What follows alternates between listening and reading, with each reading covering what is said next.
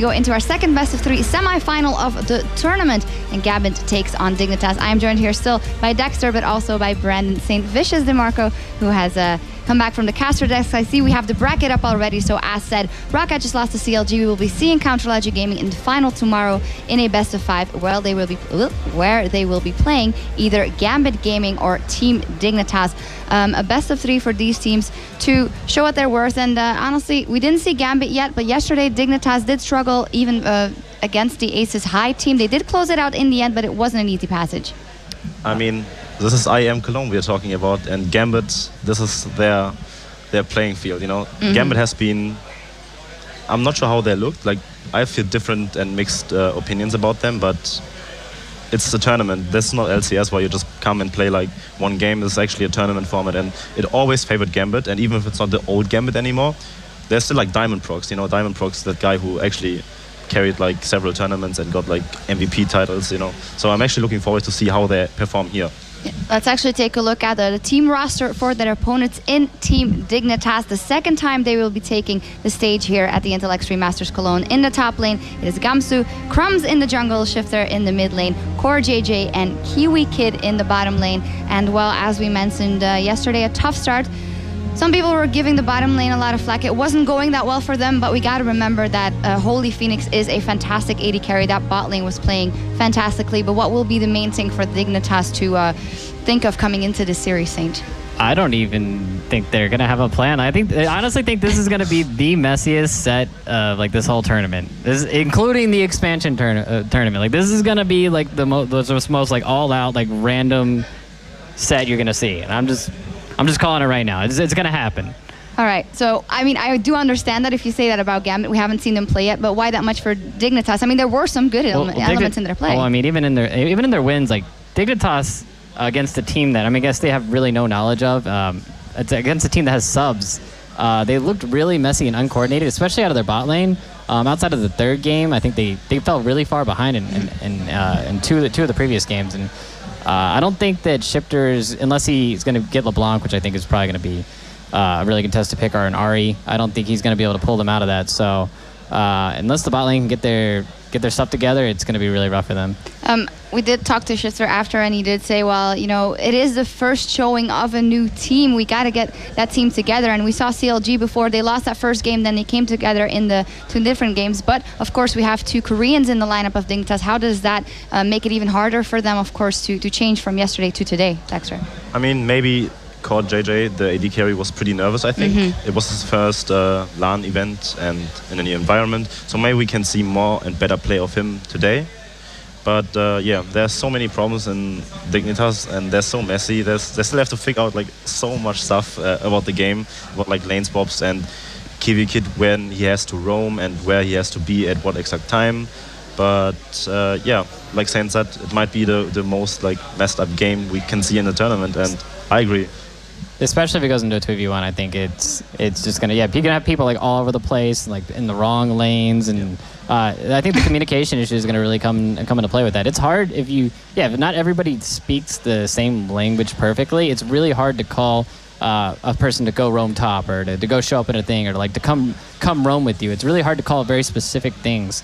So I think that's gonna be a real problem for Dignitas, and just at least what I've like heard from Gambit is they're kind of like mixed as well and kind of shaky too. So I think both teams are it's gonna be kind of interesting. Well, I don't want to say too much because, of course, yesterday Rocket was the best team in a tournament, and we see what can happen to a team if they go through an entire tournament and maybe fall apart in those games. So maybe a fantastic, perfect Dignitas shows up here, who will tell. But let's take a look at the roster for their opponents in this best of 3. It is, of course, Gambit, as you said. They are so used to playing here with a different lineup, though, this year. We have Cabochard in the top lane, Diamond in the jungle, Nick in the mid lane, and Pinoy and Edward in the bottom lane. Pinoy, who's Chrisland, who changed his name up. As said, a couple of changes coming in there for them, but still that core of very experienced players in Edward and in Diamond.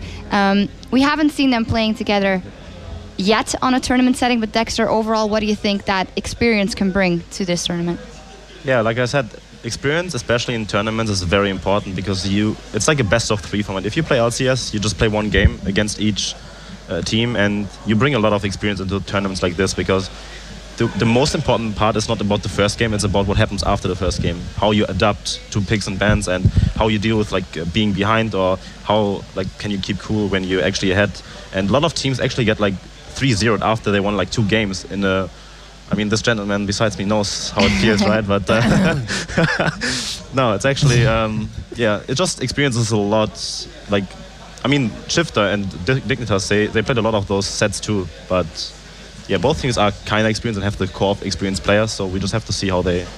I think a lot of that also goes into the ban pick phase. A lot of teams come into a tournament like, hey, like we have this really good strat and we're going to try to play this one way. Yep. And then if a team is really smart at adapting, they can actually figure that out and ban pick around it and set the lanes around that. And if the team that has that one play style gets figured out, it can be really hard for them. Let's talk a little bit about the people in there and Gambit as a lineup. It is a team that is so old in its foundations.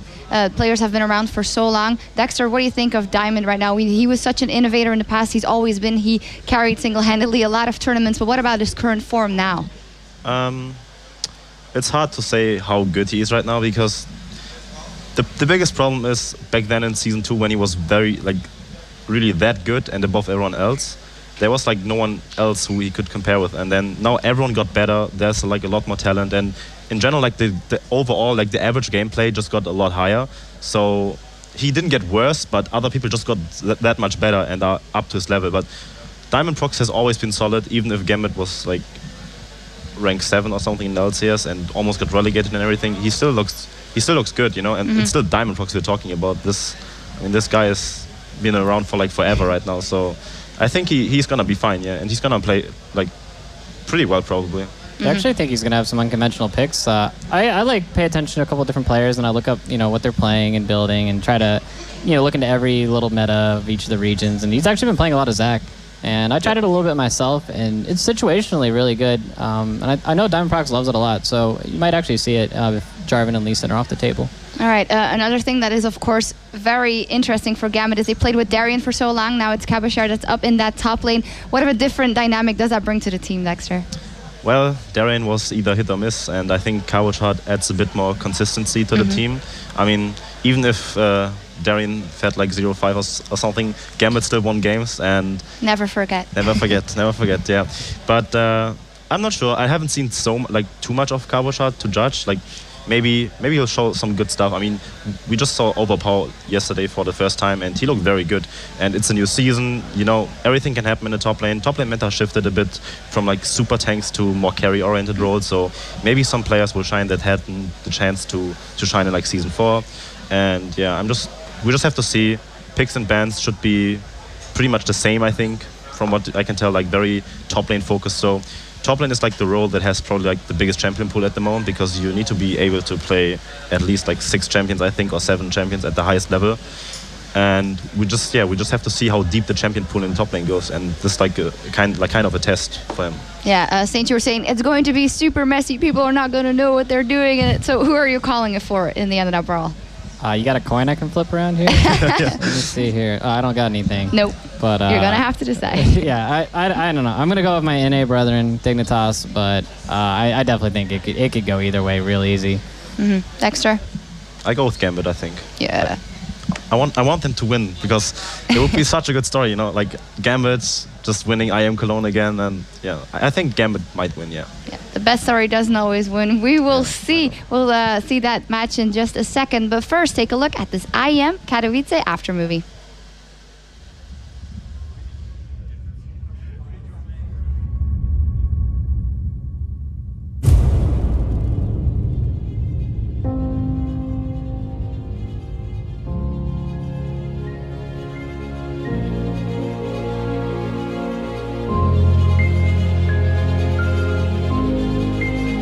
Six, 7 years ago, we had as many people watching the streams as we have right now inside the stadium.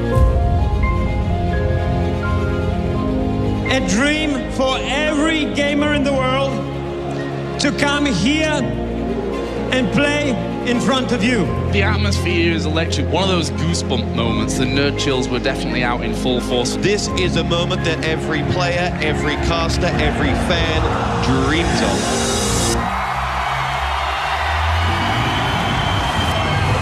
Welcome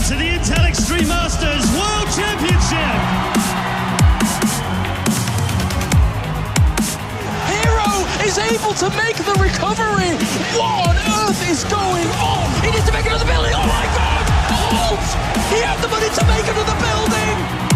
He absolutely played his heart out. You could see how drained he was. We know absolutely what he can do, but I think all of us had no idea that he could win that fourth map.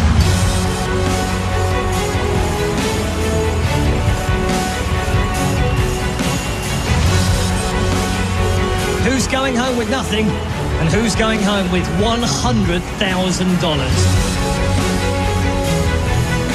The champion of the Intel Extreme Masters World Championship is SOS!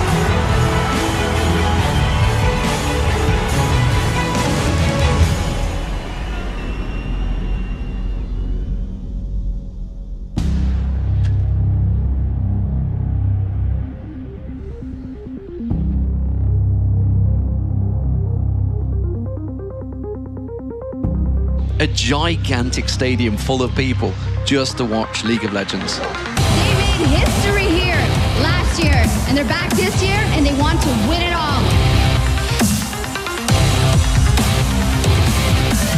Good timbers from Edward. Diamond comes around the backside. Requiem's going to come out there. Cyclone only landing on Edward. Little rotation coming out for Cloud9 with that inner turret going as well. In fact, Ai's going to dive in there on towards Dinter, and that is the kill. It picks up Edward, but it's going to go down. Piercing arrow goes through two of them. I don't know if you guys can feel it at home, but I think you can. The crowd is absolutely amazing because today we have the finals of our League of Legends tournament. They didn't drop a single game the entire tournament. The KT Bullets are the Intel Extreme Masters World Champion. Katowice, you are amazing. This on the final day promises to be nothing short of spectacular. Virtus Pro, they had to qualify for this tournament and they make it here to the grand final against NIP, some Swedish legend. What's next? He's walking around and just walking in a stacked Wonderland. He gets himself a hat-trick of friends. Ladies and gentlemen, put your hands together for your EMS1 Katowice champions, Virtus Pro!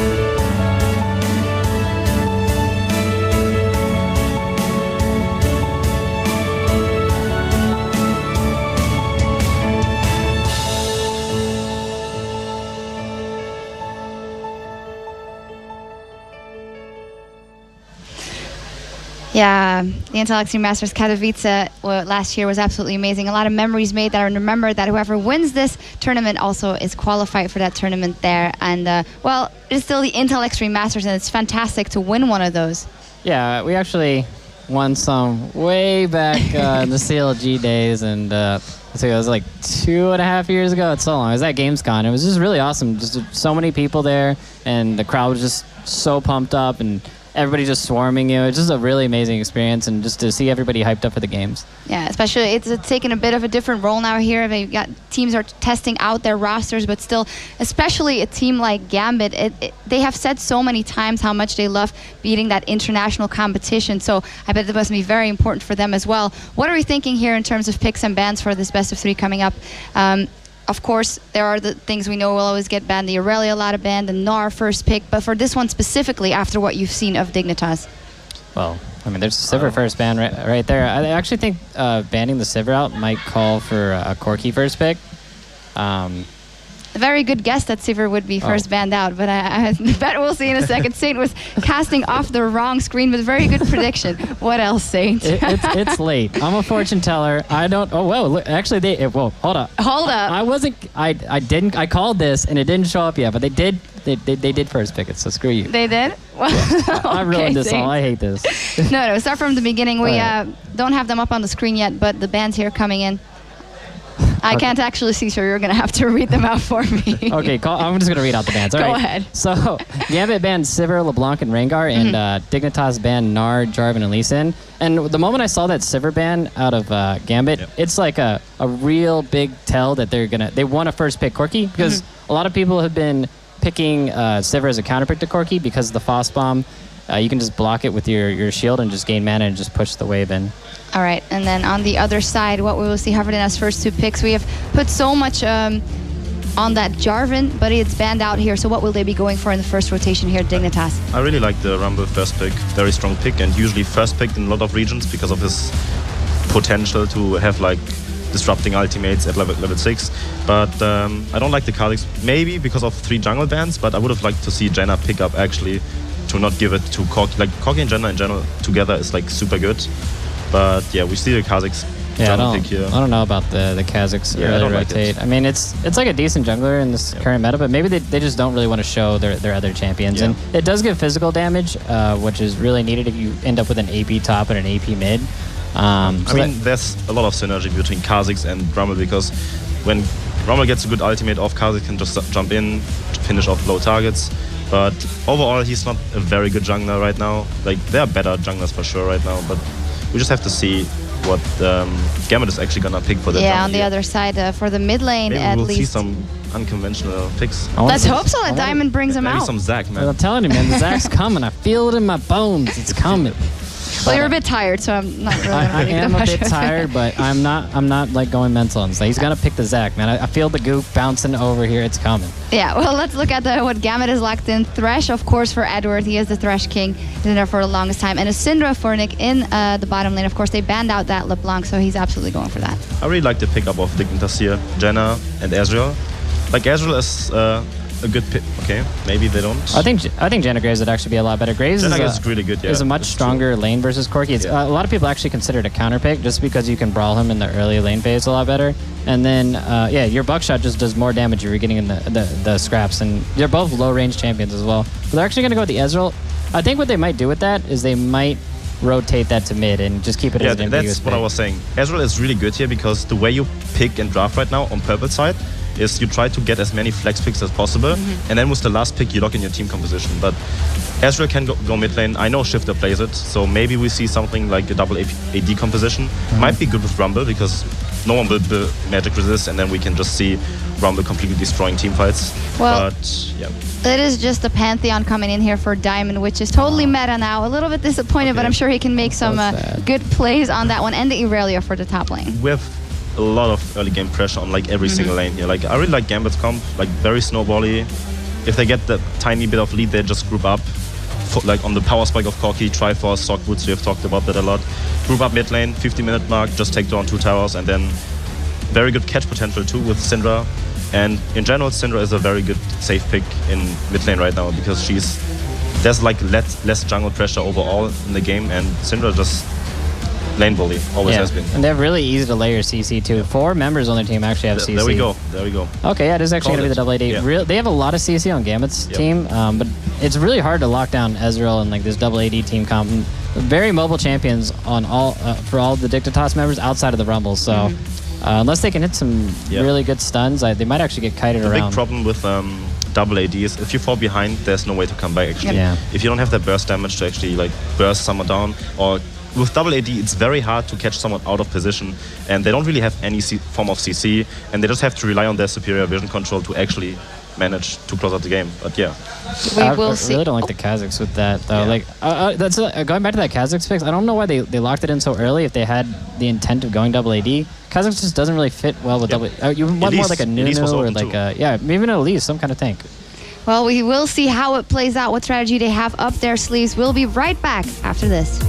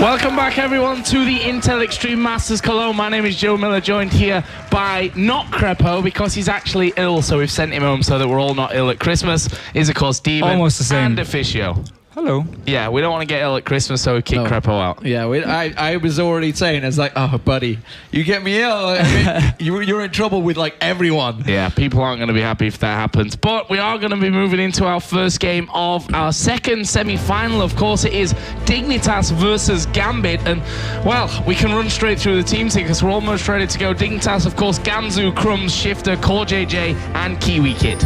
And of course, for Gambit, a couple of new faces for you guys. Cabochard replacing Kubon towards the end of the LCS season. Diamond Proc's in there. Well, he's a legend. Everybody knows he is. Nick in the mid lane as well. Played the entire summer. Pinoy is the new AD carry. I think came just towards the end of the EU LCS season. And Big Eddie alongside him, who is the original Thresh Prince. Indeed. And actually, Gambit here, they talked about it on the analyst desk. That is a very, very strong early to mid-game comp they have here. And against double AD carry, if you do get the lead early on, if the Pantheon gets rolling, it becomes super hard for Dignitas to do anything right here. And notice how every single lane from Gambit has a CC. They can lock down a target, Pantheon jumps in, and there you have an easy kill for Diamond. And this is, you know, I think said it right. We don't really know what to expect from Gambit because we've not seen him in the recent past, that's for sure, and we'll see what they've actually brought to the table here today for this semi-final game against Team Dignitas, who yesterday honestly looks a little bit shaky, but I guess you can expect that from a team with two brand new players in there. Yeah, Shifter was talking about them being nervous. It was the first time they've really been playing with the new roster here. Of course, they practiced quite a lot, but Edward tried to stop the Grom, and he might get punished for it. Oh, comes around, Crumbs jumps on him, does manage to get the flay away, but quickly caught with a voice box. That will slow him down. Kiwi Kid gonna come around, had the shield, level 1, the exhaust goes down, Eddie has to burn the flash, but Core JJ comes around, Phosphorus Romp from Pinoy, the flay is gonna be enough, I'm not sure. Crumbs exhausted this time, Eddie just about gets away. Pinoy now can turn the aggression onto Core JJ, Phosphorus Bomb catches on them both, and Core JJ is now, wow, aggressive stuff early on there. All from Eddie, trying to get in there, get that sneaky play, but it's delayed Crumbs enough, and look at Diamond, he's coming hunting. And meanwhile, we had this whole fight happening around the Grump, down at the Crooks, actually, in the mid lane. Yeah, Diamond going for this one. Shifter, though, did manage to get himself onto his turret. There was the arcane shift in there, so must have leveled that up. Yeah, put a point in that early on from this, so didn't have to use his flash in the end, but a very, very chaotic start to this one. And Saint, you know, a bit of a prophet predicting those picks and bans, even though they're on the screen in front of him, and said this one's going to be a crazy one as well. And so far, he's definitely not wrong whatsoever. This bottom lane, though, Deficio, what do we think to, you know, Edward and the artist formerly known as Chris Lund? Yeah, so, I mean, looking back at the relegation for these two, the laning phase, nothing special, to be honest, but in the late game, in the team fights, both Eddie and Chris Lund, or Pinoy as it's called now, performed super well against SK Prime, but of course Gambit won 3-1, and overall, I'm not too sure what to expect from him in terms of playing against, obviously, Dignitas bottom lane here, who didn't look too good. If we look back to yesterday's game, but also coming into the LCS, because I never consider Pinoy one of the best AD carries or one of the big talents here in Europe. And we're also going to look towards this mid lane. Nick was, I think it's safe to say, a steady player throughout the last season. He wasn't amazing, but he was also fairly reliable throughout the whole of the summer. Yeah. It's like he never had a particularly bad game. We were like, oh my god, Nick really messed that one up. But you also never had an amazing game where you're like, wow, Nick was fantastic in that game. But then again, he did play a lot in Italy. He did. He had a basically safe champion. Cinder was one of the picks he used a lot as well. And while he didn't kill people one-on-one, it gave him a very safe lane where he could constantly push it up, like he can do against the Israel pick here for Shifter, who didn't get his assassin this time around, like we saw yesterday in every single game.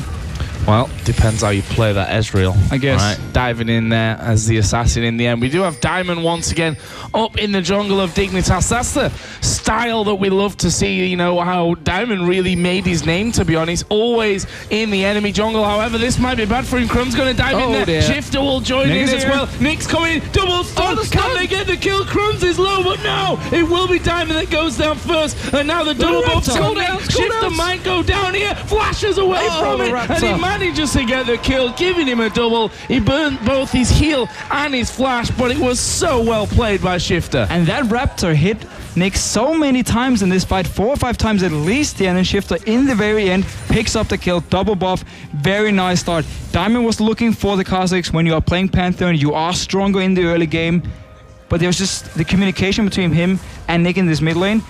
It seemed like a little bit delayed because Shifter was there first, able to turn it around and give the 2 kills over to Dignitas. So, how do they approach this one? We talked about how there's a potential for Snowball. That could have been it. That could well have been it. Diamond so close to getting the kills. If it was basically a case of which jungler would go down first, was going to decide which way that went. Cabochard in his top lane, playing it relatively safe. He's pushed up against his tower. He has got that CS advantage. Gets a good stunner towards Gamsu outside of the flame splitter as well, the radius. But he's got to be careful he doesn't get baited in. Crumbs is lying in wait. Diamond is nearby, but in no position to join this fight. And Crumbs may well go for it. He's on his way, though. He's coming around, but Cabochard is level 6. He has the ult. He can bait this one and actually survive for quite a while. And then Diamond can join in. And look here, Crumbs still waiting around. Gets the stun down. The ultimate's just come out. Level 6 versus level 5. He knows now. They know now. Gamsu coming around the side. Diamond's going to jump towards him. They need to get the stun down. Crumbs is instead just like, I'm going to run the hell away from this one. Gamsu, you look like you're in serious danger. Gamsu will go down. The question is, will they jump on towards Crumbs? Crumbs is going to back away. Crumbs already knew. He knew they'd already lost that fight. Yeah, as soon as he saw Cabochard go aggressive there, not only was he level 6 already, level 5 on the side of Gamsu here on Rumble. There was no CC to lock down the Aurelia either. And it was just very nice setup. Cabochard knew he could go in, wait for Diamond, and pick up the kill. Yeah, and if we look at the scoreboard, 20 CS the lead for Cabochard, doing really, really well. And we were kind of surprised that Aurelia got all the way through picks and bans. We were like, well, what are they going to play in the jungle? And in top, we were speculating here on the cast and like, oh yeah, Aurelia and Pantheon just happened to have made it through the entire draft. Kind of surprising when you do ban the 2 best junglers, Lee Sin and Java, and you then take the Kazakhs, because you don't actually remove anything from the other team. Diamond used to be a big Kazakhs player, but there are multiple other junglers he can play, and we've seen him play in the past, so a little bit weird for now though, because they got the 2 kills around the Raptor beforehand. It is not too bad for Dignitas.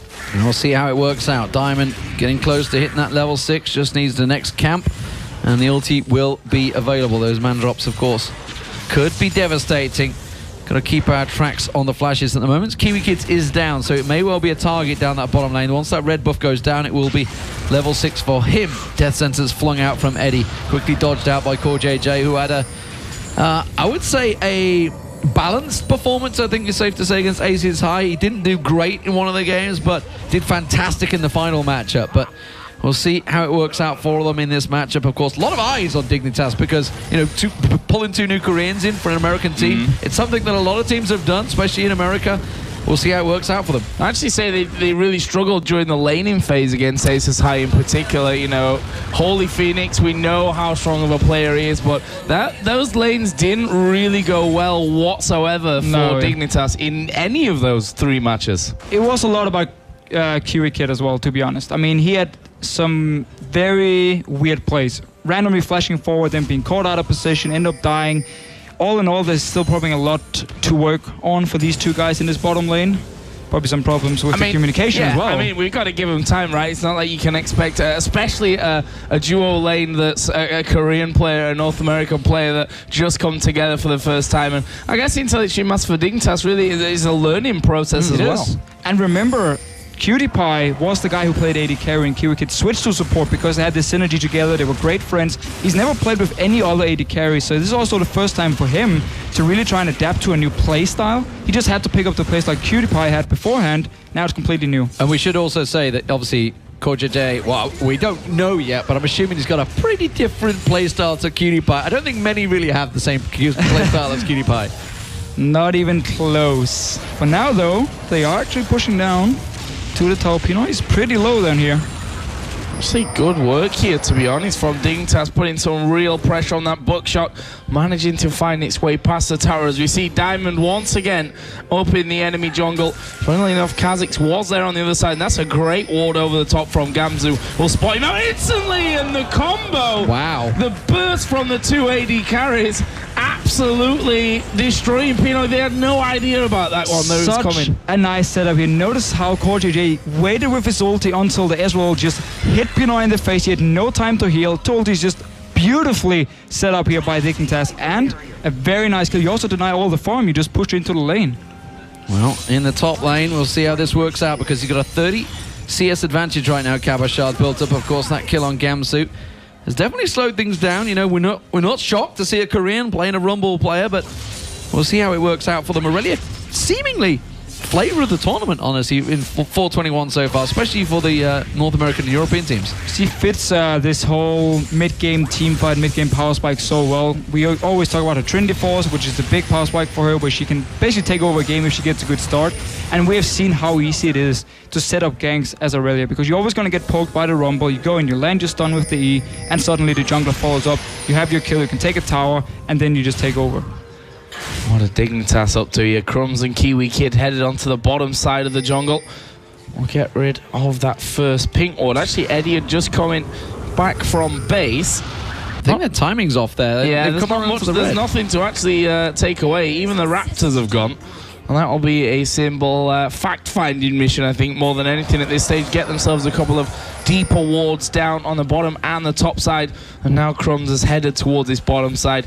Gambit must be aware, or at least should think so. There's a Lantern. Edward in a really nice position, way back in the lane, so that Pinoy could jump the Lantern straight to safety. I really like the warding here by Crumbs and company on Dignitas, because Pantheon, he will be jumping from either his own jungle or from the lane itself, and it's pretty hard to walk between the two towers. It's near impossible to spot him there, but at least now you ward up the jungle, you can see him do the camps, and therefore also avoid this surprise gank from a Pantheon. Well, we can see that the Dragon has started off. It's getting instantly backed away. They were just checking out whether there's any vision in there. Eddie had snuck a ward in the back of the pit, so they were well aware that it was happening. That's why Nick, as soon as he came down, True Shot Barrage rattles across, knocks him down to half hit points. Of course, that tear stacking with the Sheen does have a damage. Meanwhile, Core JJ goes full on aggressive into Pinoy. Pinoy from range now. Oh, Eddie's been blown backwards. The exhaust goes down onto Core JJ. That's going to stop and mitigate all of the damage going his way.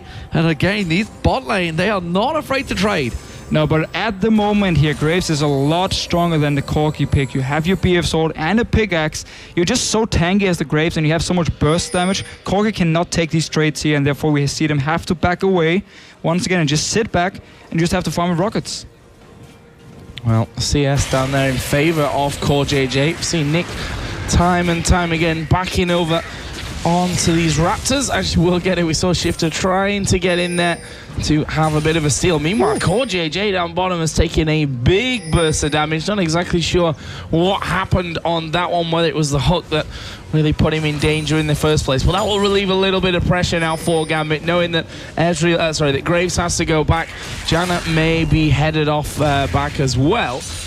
And that means for now that lane will go a little quiet. So this top lane, though, nothing really changed there in terms of farm. It's all about Kabashard at this point of the game. Yeah, 50 CS built up over him as well. That's a big gap starting to grow. 4 in Aurelia as well, who's going to get in that Triforce a lot earlier. Gamsu having to adjust his build, obviously, because he is against that Aurelia. Crumbs is going to get that crab down eventually. Diamond Proc's picking up the red buff. Let's see where he goes. Oh, not going to get the steal, but it hits Diamond. That's going to slow his jungle down. Yeah, and actually see how low he was as well, so he can now go back to base, even recalling on the ward. It opens up for Crumbs now if he wants to make a gank. The reason he's not going top lane at the moment is simply because it's too risky for him. If he goes up there and a counter gank comes in from the Pantheon, he will die and give even more kills. But they can run to the Dragon with Pantheon being back in base. Pantheon nowhere near them, and they know it thanks to that True Shot Barrage from Shifter earlier on. This Dragon will go low. Eddie actually going across, and you see how wary Dignitas are of this one. They are going to manage to hook in Crumbs. There is a bit of a reset coming in onto the Dragon itself, down to 1600 HP. There it is, knocked down and will be smited away by Crumbs, who will jump off. Mandrop coming in, but very, very late there from Diamond. Way off here. I mean, the hook from Eddie, even flash hook didn't land it, the stun didn't connect from Syndra, and obviously the ulti. It was actually cooldown for Diamond Prox. He was running from base, waiting for the cooldown, and that's why he couldn't jump in early, even though he actually got in range. Yeah, very late. I think they were expecting, like you saw Nick, we went for the stun at the back. I was expecting them to probably peel, and then they didn't. And then I think they were kind of surprised by Dignitas committing so much to take it down.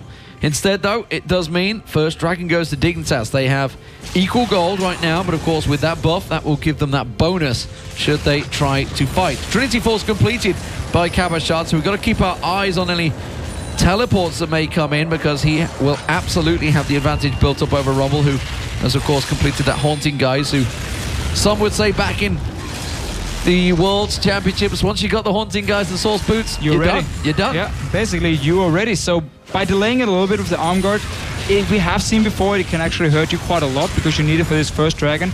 But because Dignitas had the D boards, they spotted Diamond going back, they could actually take it and just back away. Didn't even have to fight, didn't need the Rumble, and therefore for now, the arm guard has paid off for him to be able to play a little bit safe, and second time, close. Almost. That was really close. Eddie actually missing another hook down on the bottom while that's all going on, but Shifter definitely being on point so far, playing this Ezreal.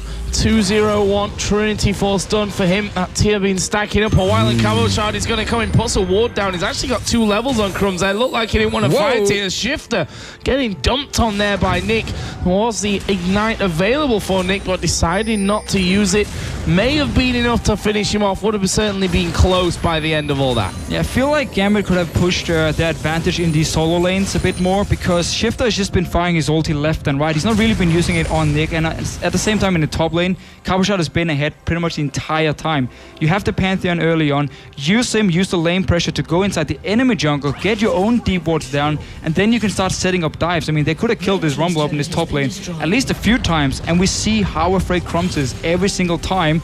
Anything happens, he's like, oh, Pantheon is coming, I'm just going to run away. Well, Gamsu is being set up for something nasty here. I think he's not falling for it though. Happy to stick towards his turret. Look at that. He was well aware of it. The dive's still coming nonetheless. Not too sure if he's going to be able to get away. Equalizer goes down. Ultimate burn, but that could well be the tower now for Gambit. And look how easy it is for him to just jump him, force his flash, get him super low. That was just a combo from Kabashad. It wasn't even anything from Diamond. If you had the control in the enemy jungle, which you could have had because your lanes are doing so well, that Rumble had died at least 2 or 3 times. Here is Crumbs though, gonna now make his way towards this bottom lane.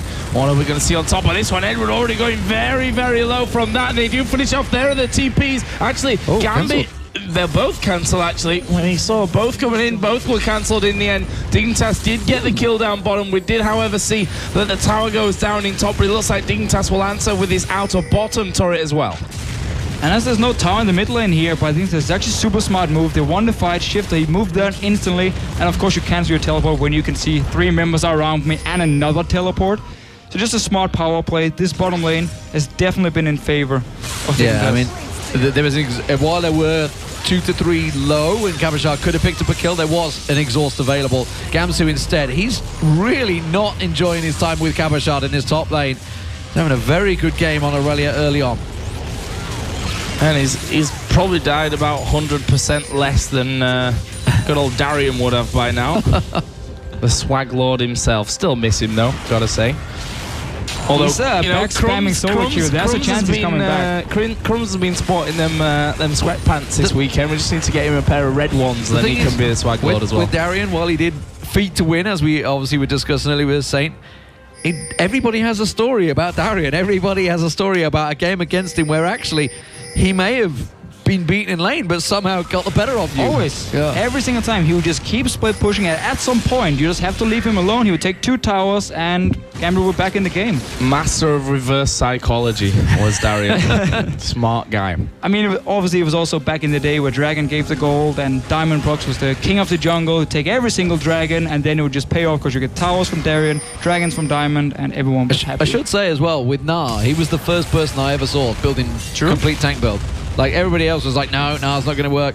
But he was just stomping through solo queue with that Nah. And now everybody is doing it. So everybody's copied Darian. That's what it is. Look at Gamsu here, though. That is not a build he's copied from anyone, because we always see magic penetration boots and early Haunting Guys on a Rumble here. He's been mixing it up. Very, very defensive play style. And this simply means Gambit can actually now, if they just get a little bit of magic resist, ignore him and just focus on getting all the armor. Crumbs, a lot of damage on him. Eddie doesn't land the hook. You know, when we saw the pick, we were like, well, they haven't really got a tank. Maybe that's what the role of Gamsu is trying to fill with this. Well, then you don't pick Rumble. I mean, well, it was first pick. That's a problem. If you want the tank in this case, you would not take the Rumble. I mean, just looking at the bans and picks, Maokai would have been open. He played it yesterday and actually did really well. I believe he played it in the first 2 games. That could have been an option for him. I'm not too sure how it's going to fit in, and I actually don't know how they're going to play their team fights, because they don't really have any CC to lock down the target and then burst them. Nothing to keep them in place when the Rumble ultis, and they don't really have any real engage. It's just all about waiting for Gambit to engage onto you, and then like kite and try and blow up a target. Dragon is up. Dignitas in position, ready and waiting. Kawashard being left alone. Are they going to trade the top inner turret for this Dragon? Teleport's available in a couple of seconds' time. Comes already taking some rockets. Oh, got stunned up actually by Nick. There's the equalizer. Good equalizer, catching 3 members of Gambit, but again, forces them away only temporarily. Nobody started out the Dragon just yet, but Kabashard's still working down the top turret. This is all working in favor of Gambit right now. Dignitas start out the Dragon, and they're going to see if they can take it. 1,000 HP left, and then he goes over to Gambit. It's going to be Nick that steals that one away, and now they just leave, so we've got no more business here. Steal away the Dragon, take the turret. Darian has been, you were saying it about 30 seconds ago that the way that they played was they take that top turret anyway, they'd somehow get the Dragon at the same time, and they do exactly that. Meanwhile, they're up in Dignitas' jungle. They're still pushing. They're going for the red buff. Diamond Proxy's around there, but they've got to be careful. Kabashard's just above them. The smite comes in. Diamond takes the red buff away, I think.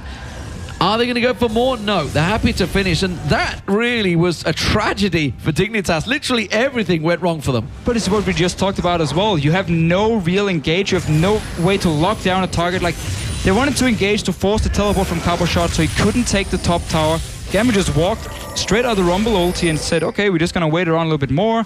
Then, of course, an extra bonus. You get the steal and the top tower as well here. So Gambit, well played. Yeah, I mean, that equalizer doesn't quite sting as much when you've got Merc Treads instead of Sork Shoes, for example. We're going to see full armor stacking from Gambit here against all the physical damage. The big thing is that, you know, Kabashard, while he obviously was on his own taking that thing, he was getting way more farm than Gamsu. Gamsu was sat around for so long, and it's now an 80+ CS gap between the two. That is starting to really become a serious problem, because nobody's going to be able to deal with Kabashard now on the split push. No, not at all. I mean, it simply means for Gambit now, they can even take him down to a team fight, because he can dive onto these AD carries super easy. They won't be able to kill him easily. Randuin's Omen is coming in super smart against, again, double AD carries.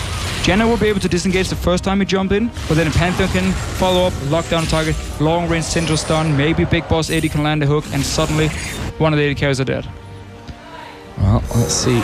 Now I gotta see Crumbs coming around the side. That's a lot of damage. Again, comboing it nicely, and there's a snipe from Shifter to pick off Eddie right through the wall. And not exactly what Gambit were probably thinking of when they stepped forward there inside their own jungle. The question is now, can you get anywhere near the turret? Cone's gonna get stunned up, and there is the ultimate out of Nick. And we talked about it in the LCS. We didn't really have those moments where we're like, oh my god, Nick is a perfect replacement here in this mid lane for Gambit. However, today we've seen big stuns and those 2 kills, Dragon Steal already coming out of him. He's looking good. Look at this. They're so worried about Kabashard now that actually they sent everyone down there and then completely left their middle exposed. Pinoy quickly took advantage of that and shoved straight towards the tower. And now, again, they're having to lose. And Kabashard's waiting. He's just waiting. As soon as Core JJ moves away from that, or maybe even comes down for this, Diamond is nearby as well. They could pounce on him. Gambit is basically just going to set up for 1-4 now. Kabashard split pushing, and Diamond sitting in the mid lane with the rest of the team. You have long range poke and wave, of course, from Syndra and the Cork here, and you can just dive whoever shows up where Kabashard is with the Pantheon jumping from mid lane. We saw that actually a quick TP to that top lane after clearing out that last wave. So Kabashard going to get back onto the farm trade, and if it continues like this, it's only going to take a couple more minutes, and he might just well pick up a 100 CS lead over his opposite number. Not sure that was the best use of teleport here, because again, you want to be split pushing and you want to have that option of joining the team fight on a relic. Now I think this can actually push out the lane, group 5 members, and if they see Kabashard in a side lane, try and start a fight. And then he won't be able to join. Yeah, it was actually good work by Gamsu just to go up there. He did it fairly blind as well, so risky, but they kind of had vision of majority of players, of course, in that mid lane. So, Dignitas grouping. Let's see what they can take from this one. All 5 members hanging around this mid lane, seeing if they can force something. Of course, with the double AD comp, they can take towers down very quickly. Question is, can they get close enough? Nick doesn't land the stun on Core JJ, and Dignitas will keep the pressure on. So we've seen a lot of Soul Stealer on Jenna lately. It is a good item on her because you are staying so far back and you're not supposed to die ever. Let's see what happens in mid lane though. Well, Mandrop comes in, and that's the other beauty of Janna, especially against a Pantheon, that you can always knock him up. Like, it takes a lot to mess that Howling Gale up so that you don't actually get the knock up. Pinoy, though, may just well get sniped. True Shot Barrage has come in, and he flashes away. 2 ultis. The equalizer actually made him move. He would have stayed where he was otherwise. That could have been the snipe they needed. As it stands, it is a 4v5. Kabashard going to pop that ultimate to clear the wave. That should go away. They've got to be careful they don't get dived on here. Kabashard could certainly do it. That stun not going to land. They were grouped up dangerously in a position where Nick could have landed a 4-man stun. There's no AD carry, however, for Gambit here, and no ulti for Diamond. So far, because Shifter is doing so well in this Ezreal here, just sniping out people left and right, we actually see the 5 members stay and continue to try and push it down. It's all about Shifter at the moment. Well, Diamond's going to try and flank around, but there is a ping ward in that bush giving them vision, and that's why Dignitas have been a little bit more cautious on this. They're both waves. Top one will go in Dignitas' favour, but the bottom one needs to be dealt with. That's going to keep that final outer turret, and that's where I think Shifter, to light, looks like Core JJ has got the better of the choice, and he's going to be the one that clears it. We have to see if this Soul Stealer pays off though, because it means you're delaying your Mikhails, which will be super important in this game, as it's all about Nick landing a long-range stun or the Pantheon jumping and stunning a target, and then you just blow them up. Mikhails will be the item to save it, followed by the ulti coming in from Kiwi Kids. So we have to see if it pays off. I mean, if he gets a lot of stacks and they can win the next few team fights, sure, it's good. Otherwise, it might actually end up costing you a team fight or two.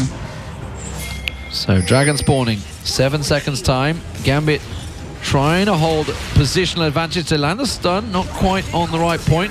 Stun the crab up, not really the ideal that they're after, and that crab's going to go to Dignitas. So Dignitas will have vision here. Let's see if they don't get it stolen away from them again. They got the first dragon, remember? Gambit stole the second one. Nick locked that one up, and this is deadly.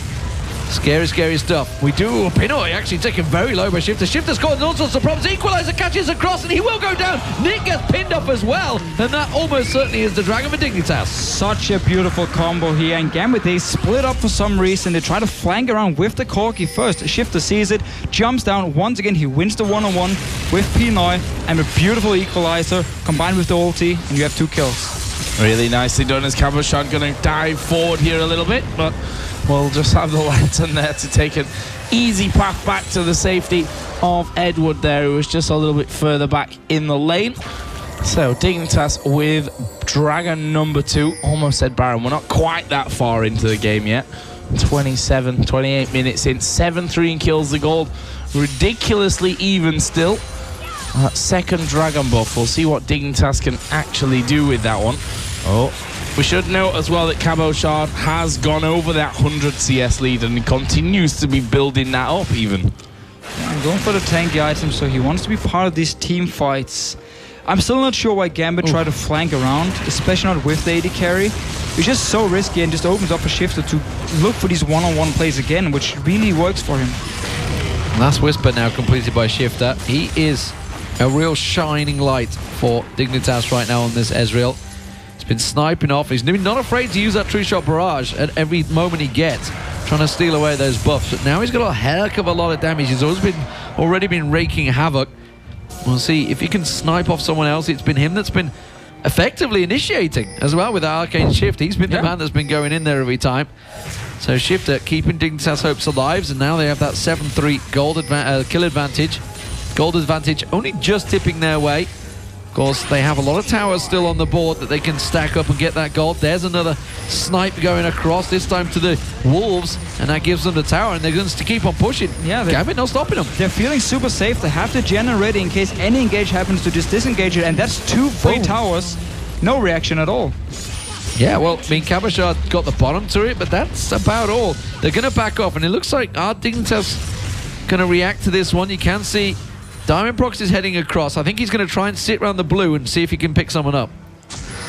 Oh, ward's going down. Kabashard continues to push that lane. Kiwi thought about it, didn't like, I'm just having a wander around. Should I bother? Should I back away? What should I do? Backing away seemed to be the smarter thing, and Kiwi Kid He did indeed take that safer option this time around. Meanwhile, Pinoy's gone to the top lane and will try and get him some farm back. He's 50 CS behind Core JJ at this point. Not to mention that 2-0-2. If you look at the items, they kind of tell the story as well. There's going to be a Last Whispering next. And as I say that, it's actually completed by Core JJ on top of his Static Shift and Infinity Edge. All the way around for Pinoy, he's moving towards his Bloodthirster to add on top of that Trinity Force. So still lacking a little bit on that front.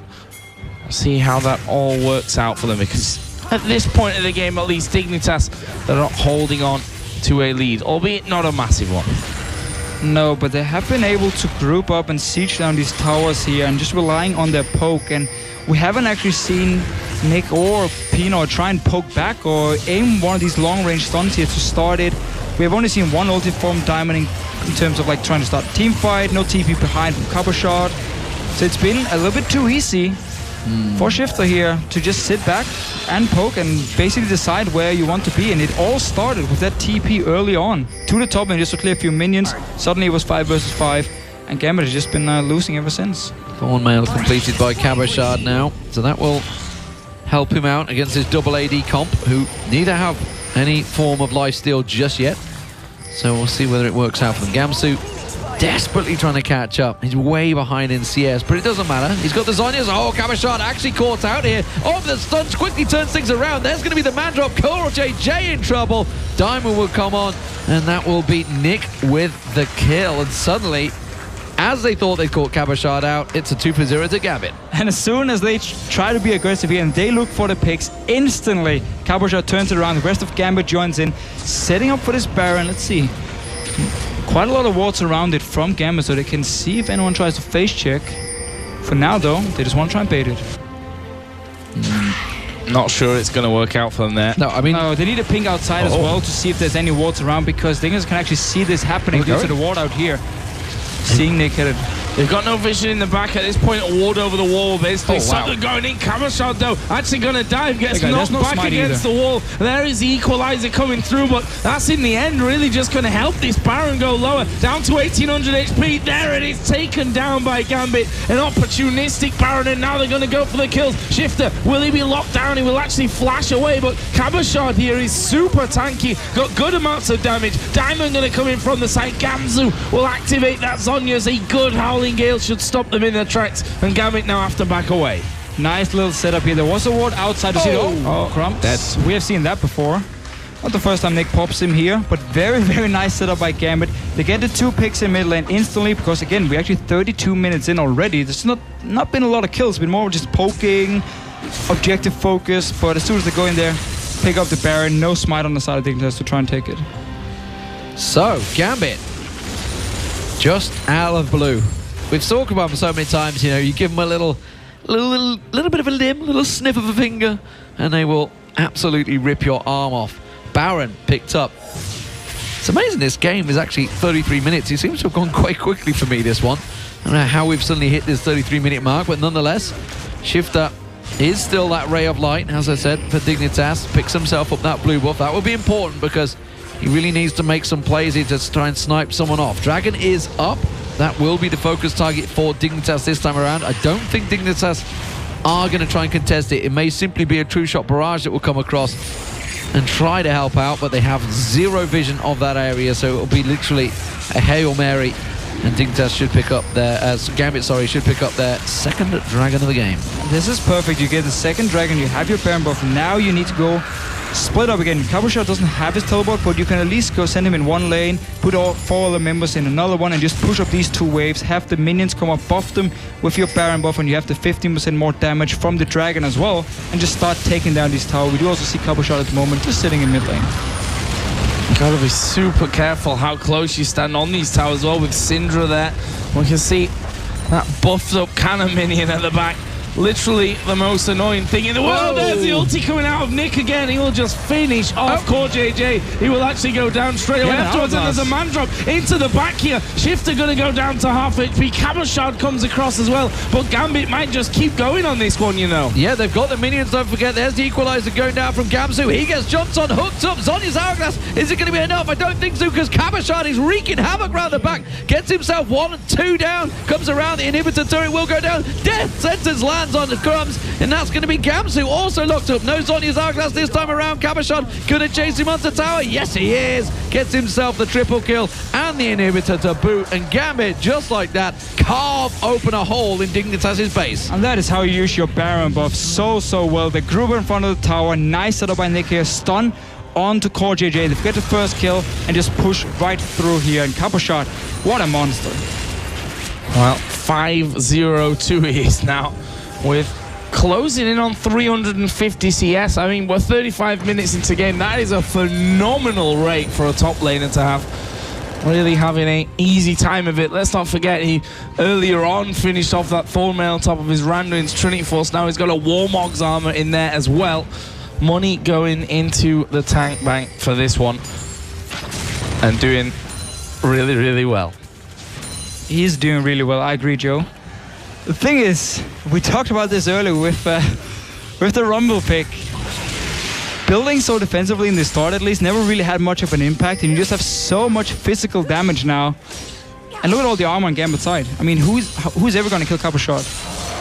Well, exactly. When you've got a tank bank behind you, you can easily keep on pushing. So, with the Warmogs now on him, he's got a chunk of hit points, a ton of damage, and just about can go where he pleases. He's not Mundo, but he has everything in his control. Gambit make the way towards the top. Bottom wave pushing in. Remember that super minions along the bottom as well that Dignitas will have to deal with eventually. So Gambit just going to play this one out. Eddie clearing out the ward coverage that Dignitas have got in there. And all the time, Pinoy is slowly but surely taking down the minions. Not quite going to land the stun, but Eddie was always short. We saw the 4-man Aqua Prison actually in that bush earlier on, so Dignitas are going to be well aware that was a dangerous play.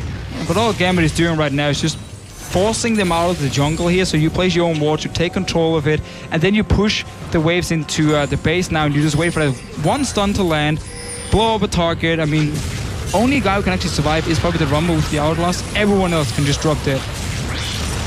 Well, there was the Arcane Barrage? True Shot Barrage. True Shot Barrage. Close enough. I know everyone knew what I was talking about. You saw it in the screens. Might not be enough though, because this inner turret is going to be going down. Gambit making easy work of that one. Meanwhile, the super minions are already into the base here of Dignitas. Been starting on those Nexus turrets. They're going to go for a second inhibitor turret, and those Janna shields at this point, honestly, not really offering up too much for them. The poke from Corki, a problem. You've always got to watch for Syndra throwing in those stuns as well, because Diamond and Cabochard are not going to be scared of diving right on top of you.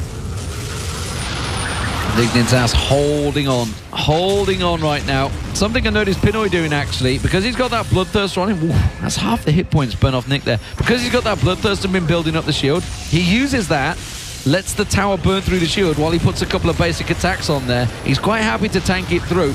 Good to see. I like a good AD carrier that's not afraid to hit that turret. Yeah, that's for sure. That inhib turret is very low.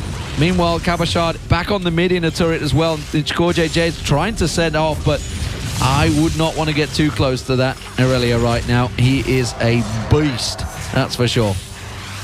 Yeah, pretty much.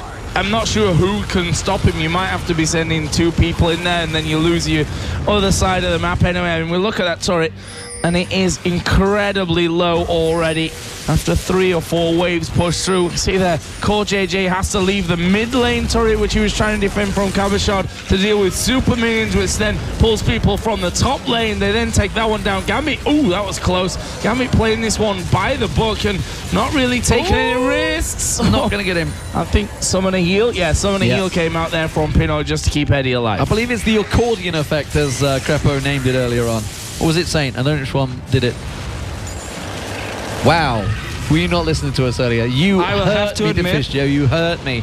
You won't even listen to the cast. Normally, when you cast Lee, I prefer not to listen. And because I was on this with Dexter, we just had a nice talk about German bratwurst and how it was living in Berlin. Which, by the way, is nice. If you want to know. I'm sure it's lovely. It is great. I'm sure it's lovely. One of these days I'll find out. But at the moment, the Super Minions, they are in the base of Dignitas, so you kind of want to deal with them, buddies. They are more worried about the fact that Baron, of course, was up.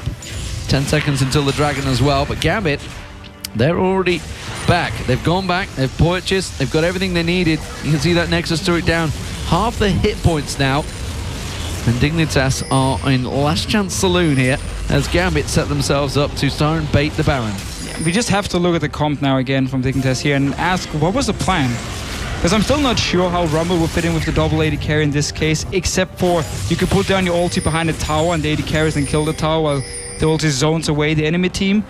But that's basically it. The Kha'Zix pick have done nothing as well for them. They're just waiting for him. They want Crumbs to run straight in there and just get a ball in his face. Really, really, Pinoy. They got a nice gank set up and you just go and do that. I guess you could say, oh, I'm just checking with that, but that didn't work out well. So, actually, blue buff's being stolen away while this is all happening. It is going to be Gambit in there. Kabashard will have that. And he may just try and shove that bottom wave. No, they're going to go Dragon because they're just delaying them, baiting them for the Baron, and they're taking a nice, easy Dragon. Yeah, not really a surprise here, just taking away their third Dragon that would be now. So they'll probably just get that, go towards this top side of the map. True Shot Barrage coming through will not actually hit anyone. There is the Dragon going down, and the move to Baron is surely imminent here. That's after they've pushed out this bottom wave. Get that one pushing back towards the inhibitor, which did respawn. So opening him top and bottom at this point. Dignitas really hanging on by a thread. There is Pinoy waiting. Last second Lantern out of there. And now he will be pushed away. There are two men pushing this bottom lane, and Dignitas are going to have to deal with that. We've seen this before here, where Kabashard is pushing and Diamond is just waiting nearby, so he can jump in with his ulti whenever someone shows up. They kill them, take inhibitor, might even push further in the base if there's nobody to defend. So he's just staying around. Yeah, he's looking which way he can drop, which way he can flank. Kabashard. Well, look at Shift in the mid lane. Is he going to bring in Gamsu? He can go either way at the moment. Is someone going to try and make a move? Pinoy actually may found Crumbs in this bush. He's going to face check it. Crumbs will get on towards him. Core JJ is there as well. He's going to try and Valkyrie. I'm not sure it's enough. And Core JJ gets the kill. That was not on the plan for Dignitas. Instead, Gamsu in trouble. He's got Zhonya's, remember. Kabashard going to try and force him away. Not enough. That will delay them with Pinoy going down. Yeah, right now, Gambit should have a lot more wards around this Baron. If they wanted to actually bait that one out while Kabashard was split pushing, you should never have a bush. You have to face check, and it was too easy for Crumbs to just sneak in there and wait from everything needs to be warded up. You have full control of the game. You have a massively fed Aurelia. Your Syndra can one-shot whoever she wants to. Take control here, get your pink wards, and get the Baron. Oh, God. Yeah, they're going to go spend here 1,500 gold top, middle. And if you compare the gold, let's just compare the top laners at this point. 18,300, let's call it, to 11,000 gold over on Gamsu. He is so ridiculously far ahead. I mean, let's not lie here. He needs 10 CS to be 200 CS ahead. 200 insane. CS. Absolutely insane. Gamsu was just pulled away from that lane. Once he fell behind, he ran down, he grouped up with his team. And he's just been denied all farm ever since, because how are you going to get the farm against 280 carries as well when you're forced to run around 5 versus 5? You're not. You're not, exactly. That's for sure. Yeah. Don't tell AD carries in solo queue, however. They get enough farm already. Well, the bottom inhib is saved, and Gambit, while they were doing a lot of pulling and pushing, were stalled out by Dignitas, and that's exactly what they need to do. They just need to try and find yet another pick and just keep holding on until they actually get strong enough that they can suddenly pick someone off and push an objective. Well, right now they're just running 5 members to this bot lane inhibitor here. They don't even want to bait the Baron anymore. No wards around it. Just go straight for inhibitor. Force now a 5 versus 5. He might actually get caught out. It's a nice little harpoon. It's a slow dive. Actually lands a second. The stun of Nick. Not quite got the range there, but they're going to step forward. This inhibitor, honestly, I'm not sure they can even defend it. They're going to take some poke, trying to do so. Crumbs actually stepping out there. trying to stop this from happening, but just 1 or 2 more auto attacks from Pinoy will actually take that one down. There it is. The inhibitors being finished off once again, and there is Crumbs actually will live through that one. Kabashar diving to the back. They might go for a final fight here. Well, the equalizer goes down, and Gambit forced to back away. Oh, Pinoy just dodging the True Shot Barrage. That will do so much damage now. That really needed to land for Dignitas to keep themselves in this one. Gambit, though, will back away. Job done. In it down. That's all they needed, and that's going to push the super minions now along that bottom lane. They need to be That's careful cause here. It could be problems. counter Baron because they actually decided to run away here. They didn't run straight towards the Baron to defend it. This is the last chance. They haven't all backed away, though. You can see Pinoy is still there. Diamond actually also chose to stick around. There we go. Got no wards in there. Dignitas are in there. They're starting the Baron. Now we see it. Teleport coming in. Kabashard's going to come around. Dignitas in trouble. Mandrop going down. They're going to smash in there. Oh, the smite comes in as the Mandrop goes down. Diamond Procs back in action. Core JJ gets himself the kill. Pinoy in all sorts of trouble getting on towards it. Crumbs hooked in by the Thresh Prince. Pinoy chases down Kiwi Kid. And now Gambit surely have the game in the bag. But who needs smite when you can just smack down in the Baron with your Mandrop and kill him instantly? That was beautiful. A little bit risky, but it worked out for Gambit. I mean, decisive play from Dignitas, and it's one of those FML moments where you're just like, really, we just can't do anything right in this game, apparently. We are going to see Gambit moving in, maybe looking for 1 or 2 more kills to finish off. There's Pinoy's second only of the game, but it doesn't really matter. They're going to move straight on through. The Nexus turrets will be torn to pieces, and it's Gambit that take game number 1 over Dignitas here in the Intel Extreme Masters Cologne semi-final. Slow and steady wins the race here for Gambit Gaming. They had the lead with Kabashard pretty much from the start of the game, and we're just waiting around for these picks in the mid game. Lost the 2 towers in mid lane, and that's basically it. And what a lead it was. You know, when you end the game, what, 19, just basically 20,000 gold to 12,000 gold. 8,000 gold differential between the top laners. That is absolutely the story of this game. Kabashard stepped it up, or was just Gamps who caught napping. I mean, there was that single gank, which actually, it was them that went down first blood. Dignitas got the first blood early on, but that really snowballed out of control for them. They have to deal with him next game. Both these solo laners here were just in favor of Gambit. Shifted made some very nice plays around the map, but Nick had the control. He got the tower as well. They didn't really push the advantage in the solo lanes other than Kabashard up in this top lane here, just getting so far hit. I mean, Gamsu, he couldn't do anything. Built early arm guards, again, against the true damage of an Aurelia, wouldn't really help him as well. Delayed his own power spike. And all, we just have to look at the pick and ban phase and say, I'm not sure what the idea was. I'm hoping their analyst desk could tell us. But they were also questioning it in the actual pick and ban phase. Aurelia was the last pick as well, I think, for Dick. Yeah, it was last left round. open. Yeah. Just left open. I don't think it's going to get that far if he even gets into the picks in game number 2. But there's a lot to talk about that one, so let's head over to the analyst desk to break it down. Thank you very much, guys. And yeah, we touched on it in picks and bans already, and you guys mentioned it again during the game. That Kha'Zix, especially in combination with that double AD, and just made it very, very hard for Dignitas to do anything here. Yeah, I'm not sure what the idea. I mean, they picked Kha'Zix early, and then they decided to go with a double AD comp, and then he didn't do anything. He just died, and not a great game by Crumbs for sure. Like, he missed so many smites. I mean. You're trying to bait Sane here. I can see it. Well, okay. All right, I'm gonna have to go in on Crumbs because this game is like too much, man. Like I've had bad games. Like we've all had. Every jungler has had a game like this. Where Take it's it just easy. Like, every jungler has had a game like this. So, but he should have picked an AP. Like Elise was up, Nunu was up. I mean, even Zach. Like there's so many like AP champions that are viable in the meta right now. Even like a Fiddles. Like anything that does AP damage would have been good here. And then on top of that, he somehow missed more smites than I do. Like I don't even know how that's possible, but he outdid me, man. He's like, I'm gonna show him. Like he's gonna analyze my game. I'll show him right now. I can miss more smites, and somehow he did it. And on top of that, like the really big point of the game was when he sat in that brush top lane, and he soaked the experience from the Rumble. So not only did he feed a kill and get the Aurelia hit, the one person on the team that couldn't get any kills because she's the deadliest threat that can stack armor, but. Yeah, he pretty much lost the Rumble to lane because he soaked the experience. Aurelia hit level 6.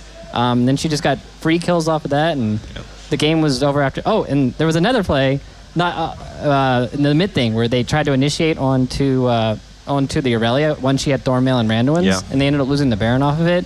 And their team comp is all about poking and whittling them down and killing them from long range. So you engage on them and just hand yourself to them, you're just going to lose the game. But credit where credit is due as well. Aurelio Cabochard here in his tournament with Gambit is doing very good in that first game. He did get ahead, but he also knew what to do and jump in and jump out at the right time. Yeah, while we criticize Dignitas, we have to give a bit of credit to Core JJ. Like yesterday, he had like an awful performance in my opinion, but today, like he played actually well, you know. Like the reason why they lost was like team play, not individual play, and he actually individually he played good, and Shifter played good too. But yeah, the team composition was just I don't know. I guess they need to fix their picks and bans right now, or they're out. Yeah, definitively. I would like to say that. Even though it was Gambit that ran away from the game at some point, they did have that Dragon Steal by Syndra quite early in the game that put them ahead a little bit while Cabochard was pushing. Then they had the Baron Steal. Maybe it'll be, not to say that was lucky, but those are moments that don't happen in every game. So definitely, do you guys think with an adjustment in picks and bans from Dignitas, they could well take game 2? I mean, the game was going pretty decent. Like, Shifter got a double kill really early. Once I saw that he had the double kill in Ezreal and the double buffs, I was like, wow, like this game's actually going to go really well for Dignitas. They're going to actually be so far ahead that the armor stacking is going to be a little bit too late. People get Last Whispers, and they can. You saw they kept getting picks with their long range ultimates, with the Ezreal ultimate, with the Graves ultimate. It was looking pretty nice, and then they just had that engage on Aurelia. I think. They're not going to make that mistake again. They're going to they're talking about, you know, their win conditions with their team comps right now and just sticking to that. And if they do that, I think they'll be okay. Yeah, they can definitely come back from this one with a few adjustments. Before the break, I'd like to remind you that we have a discount going on right now on all ESL goodies, shirts, and hoodies at shop.eslgaming.com/IEM. Some of these shirts, a personal favorite of mine. Carry only. I think it's your size. If you want it, here you go. Oh, thank you, man. All right. Well, you guys can get that in the shop as well. We're going to take a short break, but when we come back, it is game 2 between Gambit and Dignitas. Don't go anywhere.